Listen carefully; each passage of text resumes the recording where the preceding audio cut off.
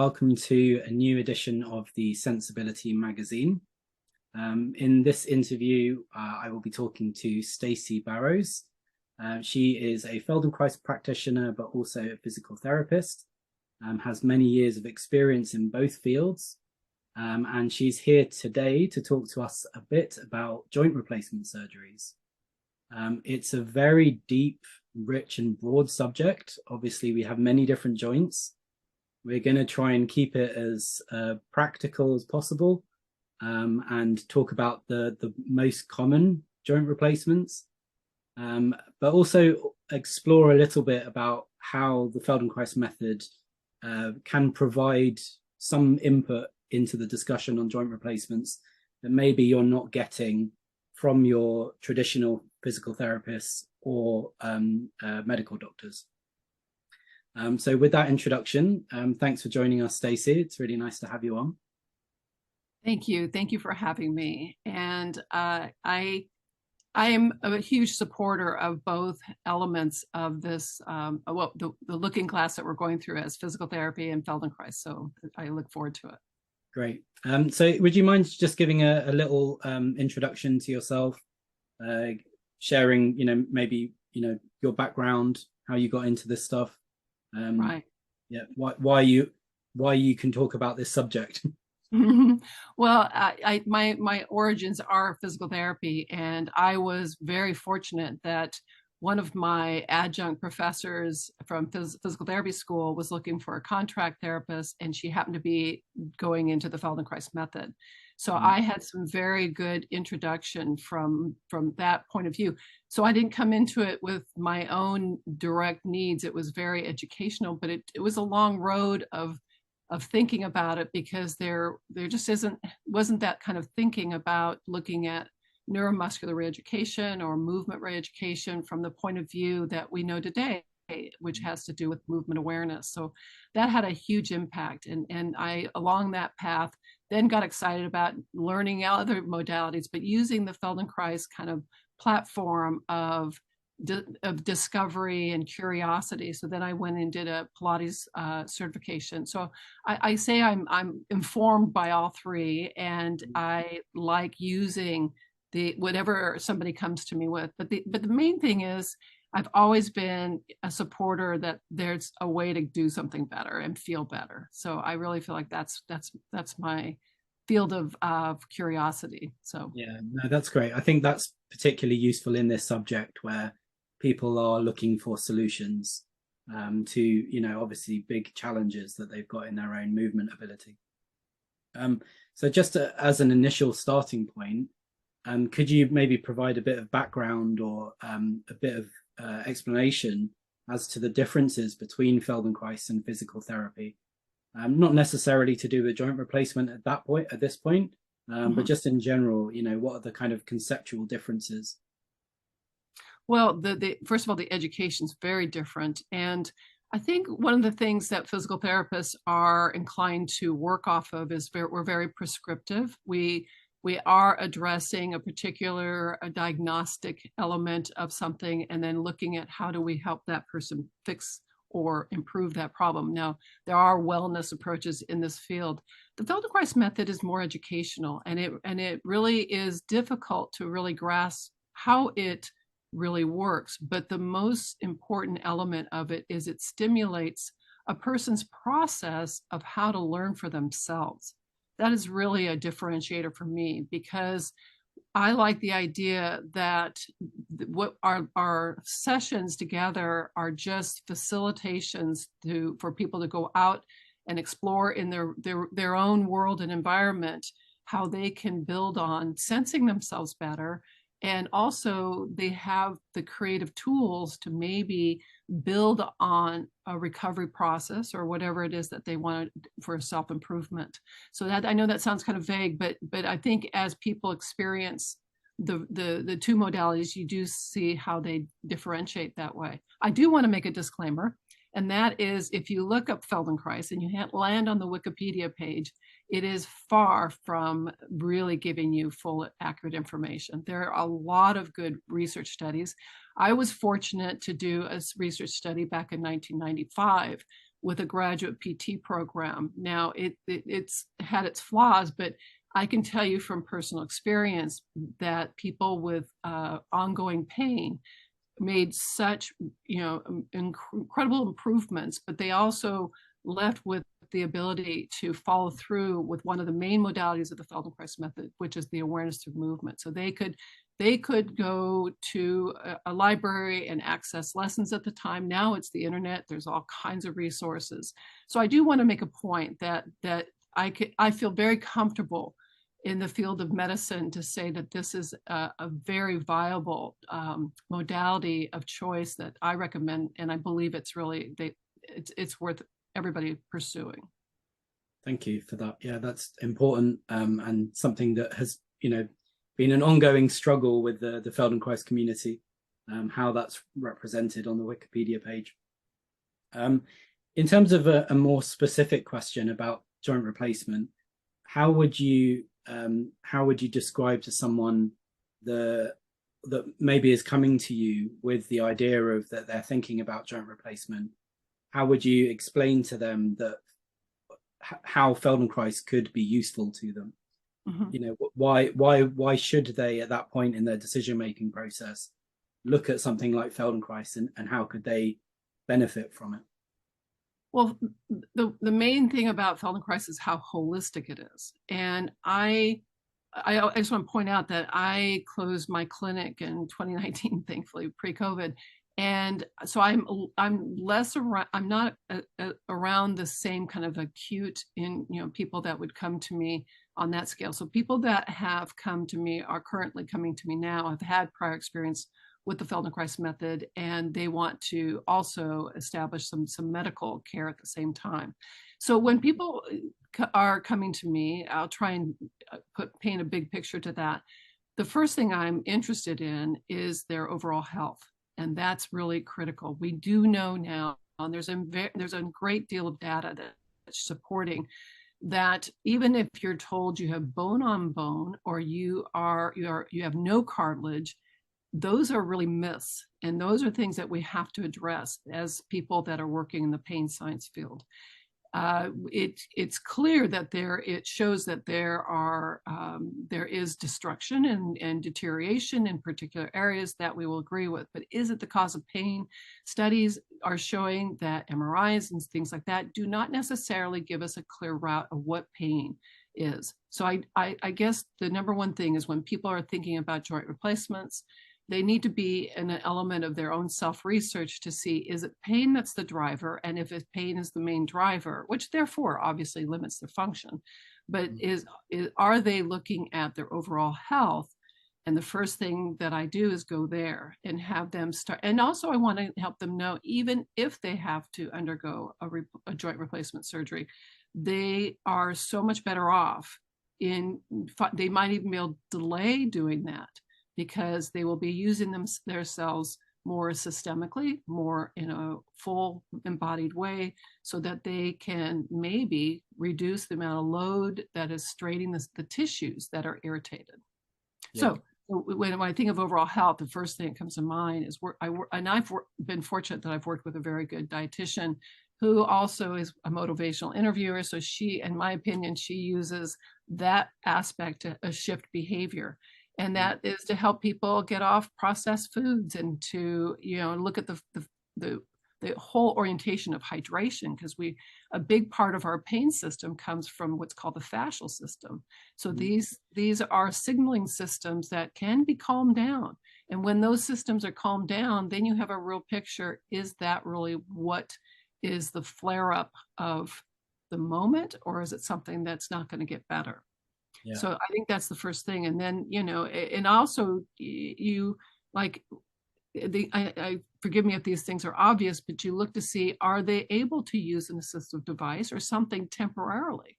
Or maybe there's a way that they're executing, managing a step or doing different things. So energy efficiency, looking at ergonomics, but internal ergonomics, not a setup of ergonomics, but how do they negotiate their biomechanics? So those are the things that you I would look at. So, what strikes me about that is that,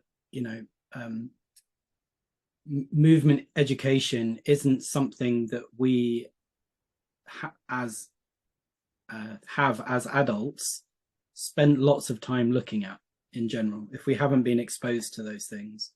So often we've kind of come to the position of joint replacement because we are, in a position of pain, or we've reduced mobility to the point that life is not what we want it to be at that point. So the Feldenkrais method presents some kind of like context for people to re-engage with a learning process, and start to understand themselves and to move differently. And what I'm hearing you say, and correct me if I'm wrong, that can have some benefit to people in terms of prevention. That maybe because it helps them mitigate their experience of pain, or it helps to calm down areas that are irritated, so that the person can make a better, a more informed decision about the joint surgery. Is that right? Absolutely. It's such a complex situation where, pain avoidance is such a primal element of ourselves. So, and that's why I was mentioning the thing about, if some medical advisor has told you that, you just have we would hear things like, you have a hip like a 90-year-old man, or whatever that was. That gets stored. That information gets stored within that person, and therefore it's only natural when they feel pain provocation or pain impulses that they think, well, it's just a ruined area. So so it really shuts down that curiosity. Can I do something a little bit differently? So the beauty about what I like about the Feldenkrais method is it meets people where they are. It's so akin to trying to, it quickly is working in a direction of ways that are not within the sphere of somebody's self-understanding, how to bring down the pain. And yes, other methods do that. They can treat that, they can bring that down, but there are ways that we can discover within ourselves that are kind of anxious patterns in our body, for lack of a better way of saying it, that there are ways that we have been breath holding, we have been doing we're anticipating. How do you deal with that? You have to help people even just discover what they're doing, and then they can be more present, and they can I tell people when they say, oh, I had to do this physical labor, and I said, great, that is so great. You're better off because you were there. You're much more present. You were aware of the situation. It's the spontaneous, quick actions that are harder. And so we just have to kind of know that we're looking at it from that perspective. We do need to do our homework. It's time to do a do-over a little bit and come back and remodel, because we base movement on our experience. So our internal systems, the way we are clear of how to do something, is based on the way we've always been doing it. So you have to try and figure out there might be an alternative way to look within yourself. Yeah, I mean that's really helpful. Do you think that so for example, if someone's come to you or come to a Feldenkrais practitioner and gone through that process to a certain degree, they've learned about themselves through these movements and begun to have a better relationship with their own body, do you think that there is then the context for them making the decision for a joint replacement, but being better off for having explored themselves a bit more prior to that decision? Oh, absolutely. I also used to spend a lot of time with the Arthritis Foundation. And one of the things that, it sounds silly, but motion is the lotion, and movement is, again, you can go as far away from the area, you can get as remote as you need to get to find areas that you can move that you just, we don't think about, but that's neglect. We just neglect, other parts of ourselves. So by working with, little intricate, pieces of movements that you just forget to even explore. When you watch children, you realize it's such a rich environment of how they go about what they do, because they haven't whittled it down to doing only a certain amount of processes of movement. So we kind of need help to kind of reconfigure that. And we'll do a little bit of movement experience that's from the Feldenkrais, methodology in terms of a pelvic clock. And the thing that comes back to me of many people that have undergone the total joint replacements or have had even other medical conditions, they use the pelvic clock and it's a form of imagery that really is looking at one of the largest masses of the body and how we can use these little tiny movement pieces in a certain sequencing with awareness that we can find that we have a way to generate our whole selves better. So Feldenkrais is, we make a joke about it. It's easy to experience, hard to difficult to explain. But once you do experience it, you do know that you start to feel easier in yourself. And that goes a long way with whatever it is that you're dealing with. Do you think that is something that would make a difference to someone post-surgery as well? So after they've gone through, the experience of having surgery, they're kind of two different phases. One where the body's kind of getting used to the new equipment that it's got, and any surgeries kind of the muscles are calming down after the surgery and everything's kind of coming back to normal. But then the longer term sense of having a new hip joint and moving maybe in a different way than you were used to because you've been in pain for a decent chunk of time. Do you think that the Feldenkrais can add something to that for people as well? Absolutely. One of the things that many people are surprised with is they often overly load the new recovery joint down the line. So when you can bring that into an understanding of that level of evenness to the two sides of the self.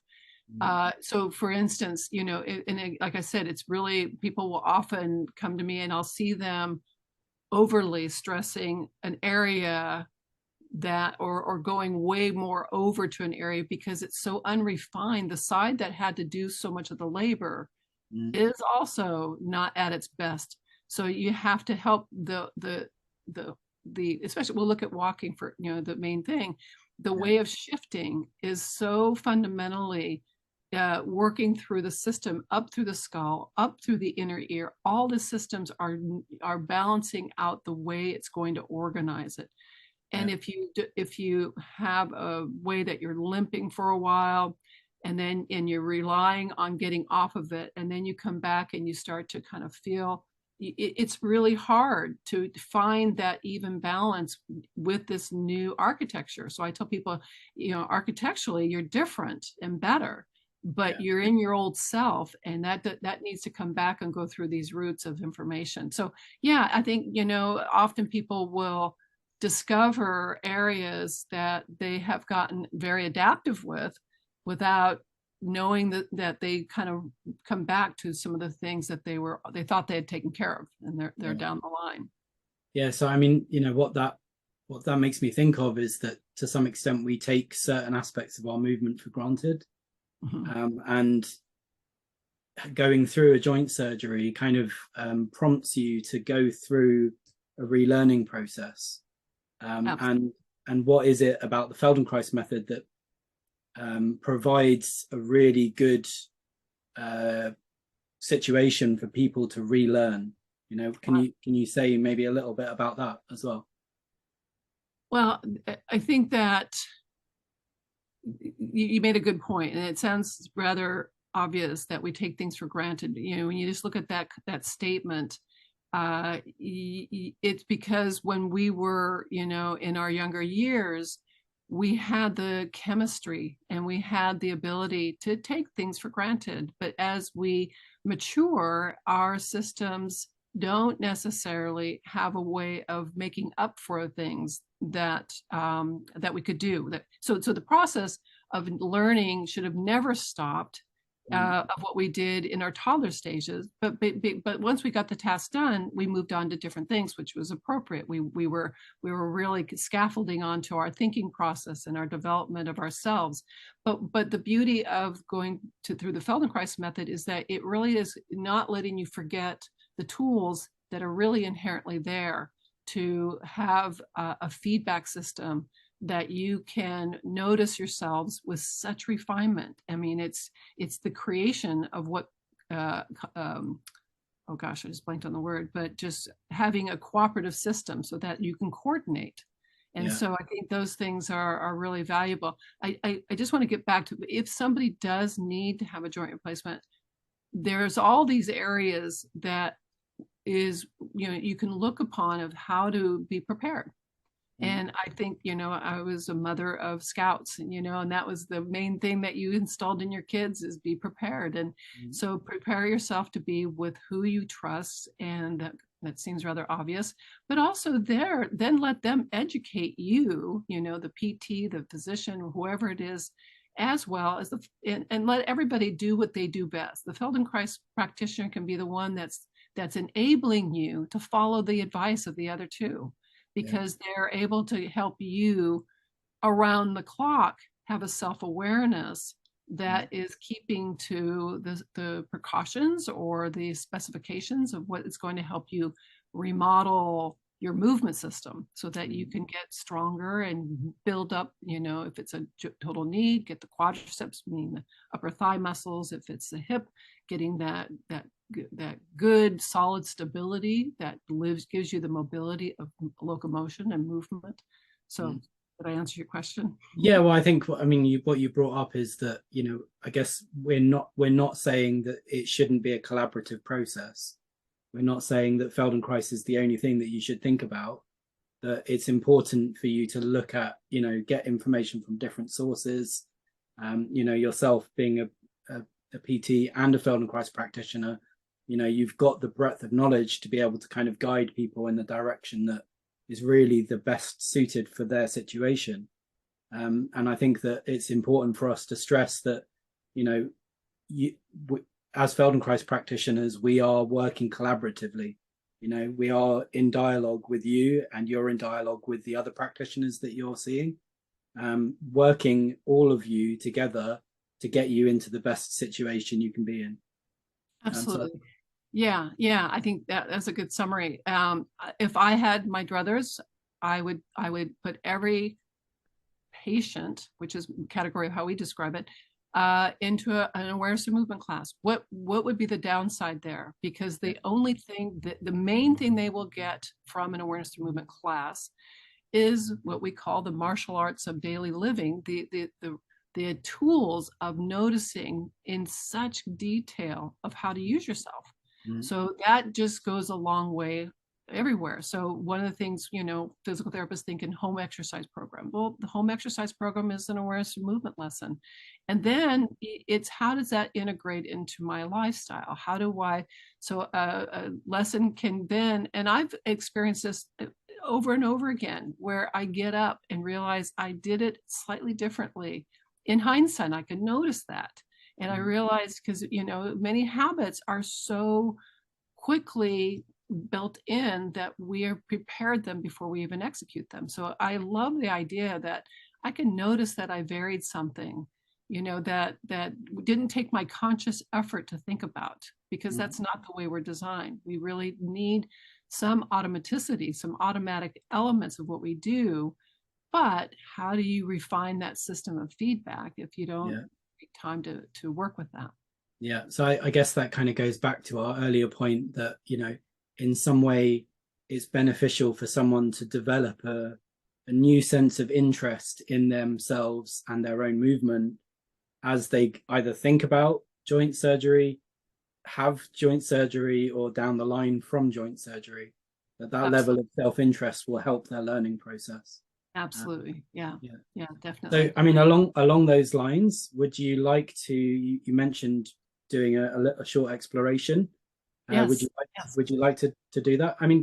Maybe before we do that, is there anything else that you have thoughts around joint replacement surgery that you think would be useful to people? That is putting you on the spot a little bit, so apologies. But no, that's why we're here. I think, like I said, I think is really just do your research. You really just need to. I reached out to quite a few friends and colleagues and people that I mean, it was funny. I already had a lunch plan Monday with a very good friend and realized she's had bilateral both hips done. And I really, said, by the way, I'm going to interview you for this. And it was just really, it's just been really helpful to know how people have been processing something that's really evolving, and also this whole area of what's called regenerative medicine is really evolving, and robotics, and we are really going to see things continue to ascend in better ways, and I think this is just giving us a better understanding of all the things that are accessible to us. I mean, the numbers that they anticipate for joint replacements because of our longevity. I mean, when we were being chased by saber-toothed tigers, we didn't live into our 80s and our 90s. So our ability to take care of ourselves needs to start early on. And, unfortunately, most of us wait till it's, later down the line. But the earlier you start to work on that self-awareness and how to take care of yourself is just the main thing. Okay, great. And of course, there are two different ways that you can do that with the Feldenkrais method. There's the class-based ATM, awareness through movement lessons, and there's also one-to-one work, which is called functional integration, both of which you can access with Stacy. I don't know if you said you closed your practice. I don't know if you're still giving functional integration lessons. Yeah. I am, absolutely, and I'm enjoying it so much because it's just me. So I love that people are coming in expecting that, where it's just nice to be able to combine those things. Right. And I also teach. I have a UCLA class that goes online and it goes in person. So there's an extension, which for me, I didn't want the Feldenkrais method to be something that was out of touch for people's accessibility. And that's the beauty of awareness through movement, is that it's accessible. So I teach at a facility called Santa Monica Yoga, which also is hybrid. So people can either be in person or online. And which is particularly good for this situation. If someone is recovering from joint surgery or they have limited mobility while they're thinking about it, accessing Feldenkrais from the comfort of their own home is a big deal. Yeah, definitely. It's just, there's just so much, and Feldenkrais.com is a great resource to find out how to tip your toe into it. So okay, great. So let's do this lesson. Yeah. So what I'll do is I'll minimize myself, and you can go through the lesson. Okay.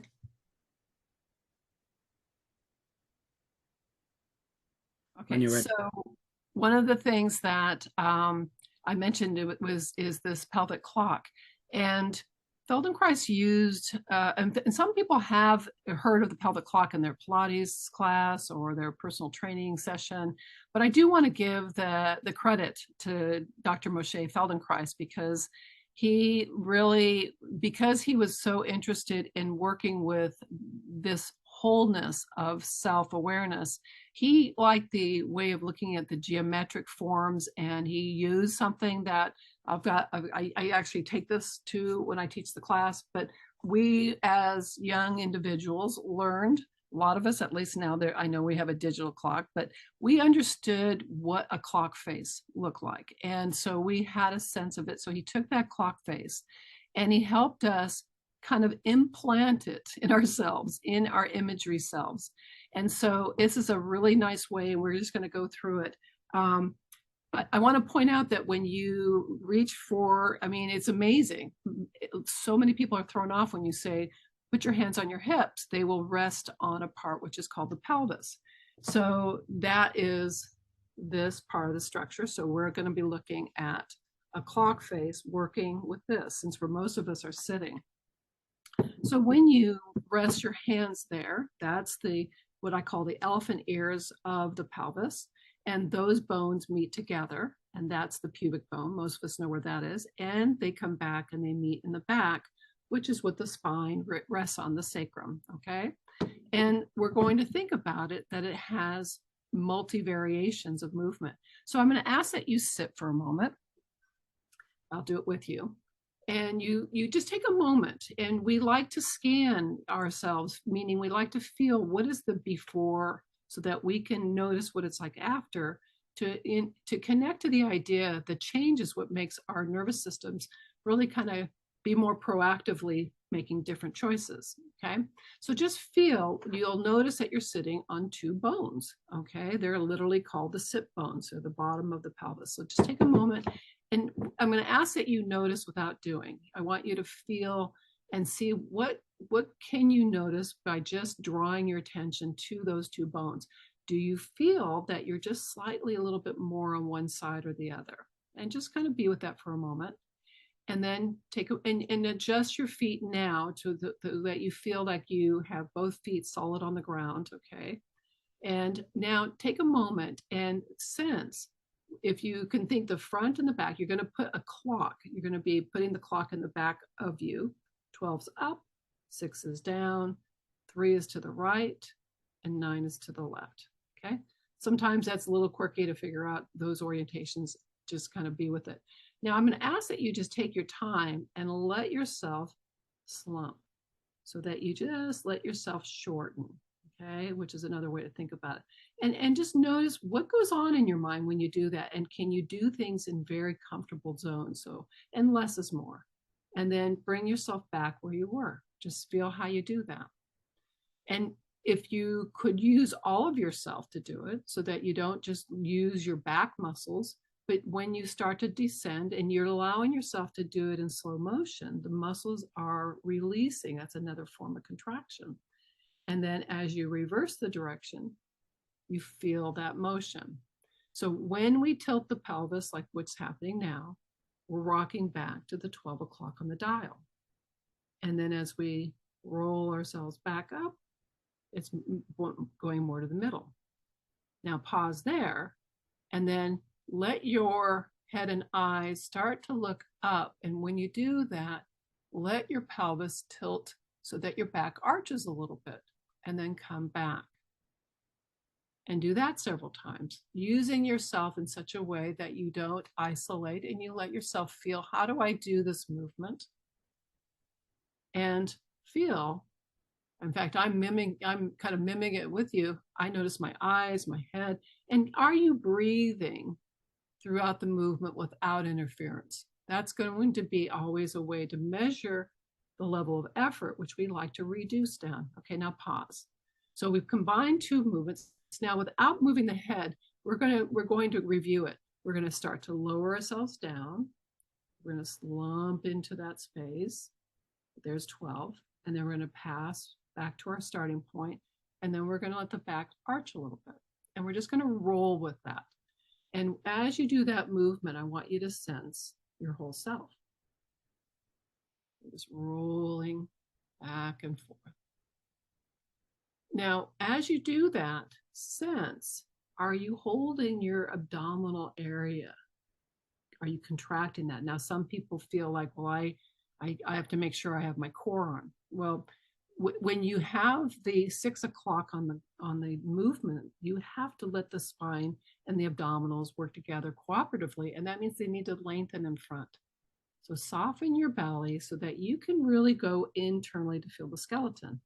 And I think the skeleton is really underrated in our awareness, and that the Feldenkrais method really loves to draw that, because it gives us a sense of the field of gravity. Now pause. And the rests are important because they give us a sense of how do we do that.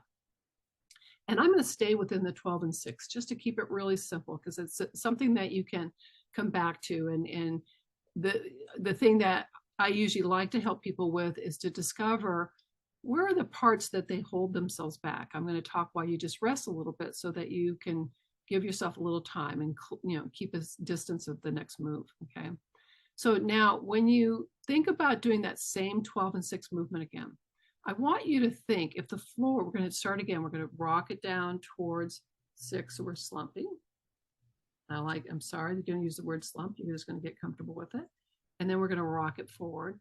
And I want you to notice if your feet were not anchored to the floor, could you sense that they would extend, the knees would extend, or would they flex, would they bend? And see if you can sense that. I mean, that's something we tend to cut ourselves off from the waist up when we sit in our awareness. And if you allow yourself, you'll notice that the angles of your ankles and your knees are adjusting to this rocking motion. And it's really nice to know that you're starting to incorporate your whole embodied self. Now, pause in the middle. Now, as you rest, I want you to think about something. And this is, if I watch somebody do this and I can see that they're still getting a little hung up, maybe they're not, they've been told to keep their shoulder blades back, or whatever postural cue that they've been given, they're doing it all the time, which can brace the breastbone, it can brace the mid back, which all these things I'm asking for your cooperation in your body. So I asked them, do you remember when you were on a swing and you were really young, and when you required your adult to push you and pull you, but then you learned how to do it for yourself? Well, what you learned is you started to use your whole self, because otherwise you were just kicking your legs or you're just doing something. But when you learned that you could hold the chain, think about that, there's the slump, and our legs kicked out. So can you visualize that your knees and ankles soften a little bit, because they're kind of giving you that image? And then we pumped, right? We pulled the legs back. And so we use that relationship. And so you can do this only in your mind. Let's say you have a very painful hip or very painful knee. You can just do these easy, soft movements, paying attention to your breath, and then pause and just hang out. And that's a good place to be. And what you can do is just then look around the room and realize that maybe your neck mobility increases because you actually have a relationship to the connection to the ground, down into the feet and the ankles. So I like using that with everybody, because it's just something that I know they'll be sitting down somewhere, they will need to reference a way of doing that. But the pelvic clock is one of the main things that you can just start to access in your awareness. And as you're walking, you can kind of think, well, what time is it telling on one leg or the other? Just start to kind of build that kind of representation in. Thank you, Stacy. That was really great. Yeah. I mean, one thought I have when I'm kind of taking part in that myself is that in some way you can do that movement without really disturbing. So if it is the case that you have some pain in a specific joint, that you can find ways of moving yourself that, do incorporate moving the whole of yourself, that also have this sort of educational context, but that don't disturb directly the issue or the area that you've got pain with or an issue with. So I think that's a really nice little exploration, even if it's, knee replacement, hip replacement, shoulder replacement, whatever it is. We didn't pick up our feet. We didn't, exactly. And what's really fascinating is we're given permission to not move. We're given permission, which if you've thought about it, you've moved muscles, you've contracted muscles. We know that. If you even have an emotional element to it, you've contracted. So what I like is, in the process of, the intention was, I don't want to hurt my hip, but in the process, knowing and giving permission that I can explore. And it does help when the practitioner, the educator, is saying, what are your eyes doing? And we didn't go into any of the elaborate things, but shoulder blades can be a real impediment. And when you think about walking, it requires what we call the 4 points. And if the shoulders are rigid, they are going to muck up the way the pelvis moves, and vice versa. So what often happens is people, when they're just respecting their comfort, they realize, I had no idea I sat on my right sit bone all the time. I had no idea. I've had so many stories where people will come back, and it's in their improved self-awareness that they start to realize the repetitious actions that they didn't even know that they were doing start to become a little bit leveled out, not so dominant in their world. Really great. And I think that kind of emphasizes everything that we talked about earlier in terms of what Feldenkrais can add to this discussion, in terms of it really being a way of accessing your body's ability or your own ability to learn again, and to generate interest in what you're doing, which can be positive pre-surgery, just after surgery, or down the line, as you work with the new equipment you have. Right. I mean, if we can help people delay it a little longer, not forever, if it's inevitable.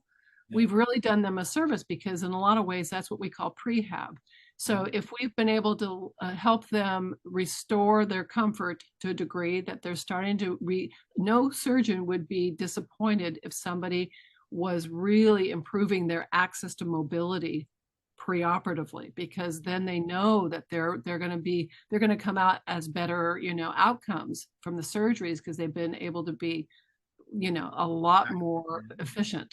Yeah, yeah, great. Okay, well, I mean, Stacy, it's been great. What we'll do is we'll also kind of give access to, so if you have a longer version of that pelvic clock lesson that you'd like to share with people that they could access kind of down the line, we'll add a link to that in the description as well. So thank you so much for coming on and sharing with us all of your experience on the subject. It's been really, really interesting and fun. I would encourage people to head over to your site, which is...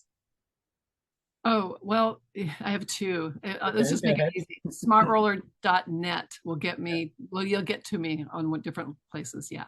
Okay. And you teach currently Feldenkrais Pilates, and you have a program to do with the Smartroller as well. Is that something that you want? Yeah, I'm very excited. The facility, Santa Monica Yoga, since with the pandemic, we really got very efficient about being in place and at home, and then we were able to bring people in. So it's set up to do a hybrid.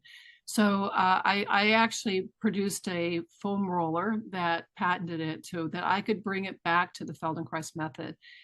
Foam rollers are now a main thing in the marketplace, but they were really used very differently the way Dr. Feldenkrais used them. And going back to these ideas of how to discover ways to be more efficient with myself, there's a very different way of doing that. So I will be teaching a series of those classes coming up early May. So I guess they would all be appropriate for people that were pre or post surgery as well. Well, you do need to get down on the floor, but if somebody were in that close a situation, I would recommend that they go to the feldenkrais.com site and get some lessons to just listen to. That'll probably be a little bit more accessible. Yeah. But down the line, you can do anything within the context of just going through it and visualizing it. But what happens for most of us is we've lost that skill. It's a much harder thing to do, to imagine full body movement. So you do like to bring people in, where that's why we just did this really simple piece, because you want to try and give them a feel for what is it that, and what I like is it has extended action. Later on today, there'll be a moment that you'll just like, oh, and I like that it comes from an interest of curiosity, not because I'm doing something wrong. I'm not trying to correct myself. I'm just noticing that I'm doing something, and then I have a choice. Yeah, great. All right. Well, yeah, that's a good place to end things, I think. So thank you again for coming on. Look forward to speaking again at some point. Thank you. Okay, thanks.